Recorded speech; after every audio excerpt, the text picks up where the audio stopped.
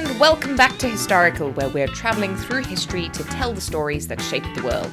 Some of the stories we've told so far might creep into your livelier and more technicolor dreamscapes, but today we're going a little less Walking on Sunshine and a little more Toccata and Fugue in D minor. So lock your doors, switch on your brightest lights, and pop over to Instagram afterwards, which is an excellent place to confirm that your SO is, in fact, real. To paraphrase, I believe, God, the world changes in mysterious ways. And in the short time we've been on hiatus, a new Tom Sturridge-shaped phenomenon has swept the globe. The Sandman exploded into the Netflix scene recently, pulling a whole host of new tributes into the weird and very wonderful world of Neil Gaiman, which, quite frankly, was long overdue. But whilst Tom Sturridge's very broody Morpheus has only been haunting the beposted walls of teenage bedrooms for a couple of months, the Sandman himself has been haunting our collective dreams and or nightmares for a whole lot longer. Anyone who had grandparents remotely like mine knew two things. One, the Tooth Fairy is a transparent and despicable fabrication perpetuated by charlatans trying to discredit the very real and perilous work undertaken by the Tooth Mouse. And two, that gunk you rub out of your eyes in the morning, or alternatively is gently pointed out to you by a colleague in the middle of a career-defining presentation, is evidence that the Sandman has been paying calls. The figure of the Sandman seems to stem from the far-flung mists of Scandinavian folklore, and simultaneously answers two perfectly rational and eternal questions. Namely, where do dreams come from? And why do we wake up with eye grit when our eyes were perfectly ungritted the night before? For slightly less rational reasons, the Sandman, a mythical and presumably immortal figure, with, one imagines, a plethora of techniques and time at his disposal, decided a long time ago that the best way of convincing recalcitrant children to shut up and go to bed was to blind them with sand. Now, I don't have children, so I can't comment on the effectiveness of this strategy, but if you're feeling like it may make the Sandman morally grey, I will just say, in his defence, that it may actually be the fault of an old German expression for someone who is nodding off at table. According to some sources, the German phrase, "the Sandman is coming," grew out of the idea that a sleepy person looks as though they've been filled up with sand. Please don't try this at home. The Sandman fables were, unsurprisingly, retold and slightly sanitized by the Brothers Grimm. In their version, he's called Ole Lukoi, and he's so fond of children that he minimizes the sandblasting to the smallest amount possible, although that still clocks in at slightly more than you'd expect. As the Brothers Grimm tell it, he throws a very small quantity of fine dust in their eyes, just enough to prevent them from keeping them open, and so they do not see him. Then he creeps up behind them and blows softly upon their necks, till their heads begin to droop. Under each arm he carries an umbrella, one of them with pictures on the inside. He spreads over the good children, and then they dream the most beautiful stories the whole night.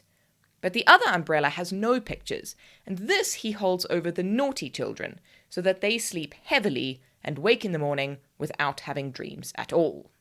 If you're thinking right now, oh wow, Neil Gaiman /Netflix /Tom Sturridge went in a far creepier direction, then our next story might make the DC character look like someone you'd like to take home to your mother. In 1817, the Sandman reached his first peak of mass consumption in a story written by E.T.A. Hoffmann. It's titled, unimaginatively, The Sandman, probably because his enormous creative capacity was thoroughly exhausted by the time he scribbled a title onto the finished manuscript. It's the story of Nathaniel, a slightly narcissistic and vaguely manic young man, engaged to the very even-tempered Clara. To complete the game of happy families, he's also besties with Clara's brother Lothar. Everything is wonderful and nothing can possibly go wrong. The end. Except, like so many people, Nathaniel has had a troubled childhood and an insufficient amount of quality therapy. The story starts with him writing a letter to Lothar, his soon-to-be brother-in-law. In it, he talks about the Sandman, a mysterious character in his nurse's bedtime stories.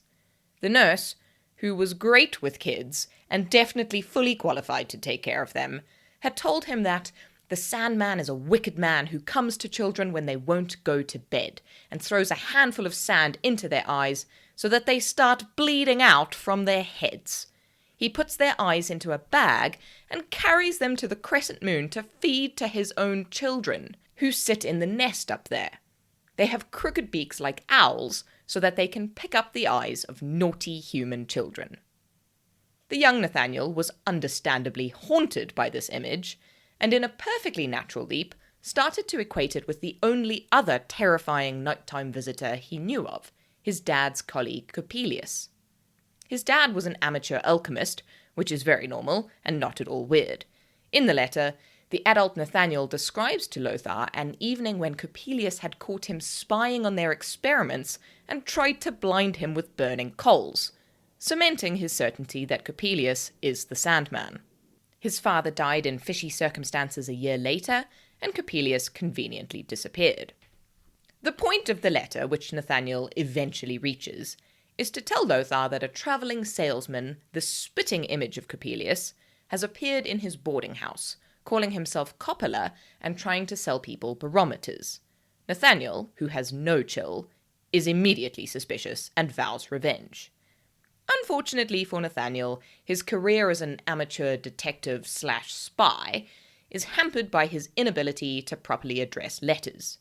The reply comes from his fiancée Clara, who tells him gently that he has sent the letter to her by mistake, but that her and her brother are both very moved by his trauma. She also says, lovingly, that he's completely off his rocker.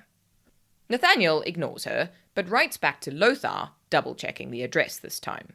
He informs his friend that on second thoughts, Coppola can't be Coppelius because he's been vouched for by his super trusty new physics professor, Spallanzani, and also that the prof's daughter, Olympia, is very hot, which is another super normal thing to write to your brother-in-law.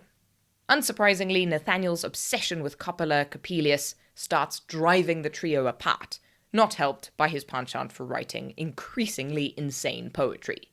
But they manage a nice reconciliation before he goes back to university to complete his final year. Unfortunately, this spirit of homely affability lasts about as long as the train trip. He arrives to find that his new digs look straight into Olympia's bedroom, and he falls right back into obsessing over her beauty and naming their unborn children. Coppola arrives at the door calling pretty eyes, to which Nathaniel has a slightly hysterical and completely undignified reaction. When he realizes that the man is just trying to sell spectacles and lenses, he covers his embarrassment like all rational people by buying something. He uses his spiffy new telescope to spy on Olympia, and only finds it slightly weird that she sits staring out of the window for most of the day. Sometime later, the prof throws an enormous party, and Nathaniel gets to see his new ladylove up front and centre. She sings, she dances, she plays the harpsichord, and when spoken to, she answers, "Ah," to everything in a tone of reverential agreement. All of this is completely up Nathaniel's alley, and he decides to marry her, forgetting, apparently, that he is meant to be marrying someone else. He calls on her for the next few days, drowning her in his awful poetry, just to check that she really is the one. Apparently, "Ah," is a far more pleasing response than "please throw that drivel into the fire," and he forgets about poor sensible Clara completely. When he eventually works up the nerve to totter over cap in hand, he finds Spallanzani and Coppola having a terrific argument. This might not have hampered him, except that Olympia's lifeless body is lying between them, and they are at blows over who gets to file the patent over which mechanical body part. Coppola, now revealed as Coppelius, runs off with the clockwork body, and the sight of Olympia's eyeballs rolling about on the floor tips Nathaniel over the edge. He tries to strangle the professor, but ends up in an asylum instead. The narrator pauses at this junction to tell readers that the discovery of this automaton had such a profound effect upon society that young lovers and old marrieds alike began dreaming up strange and innovative ways to check that their partners were, in fact, actual people and not very realistic machines. You may feel the need to do the same, but I urge you not to resort to the drawing of blood.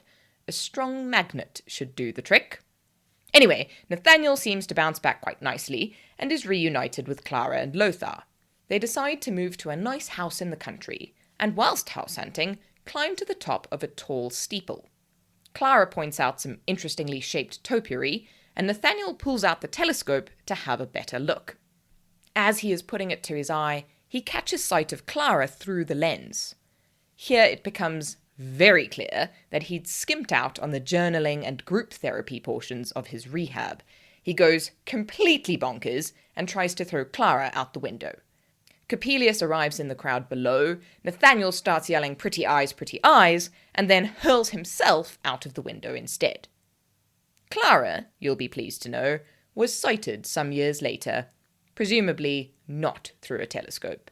She was in the company of a kind-looking man and 2 children, with a neat little country house in the background. No extraneous sound was noted.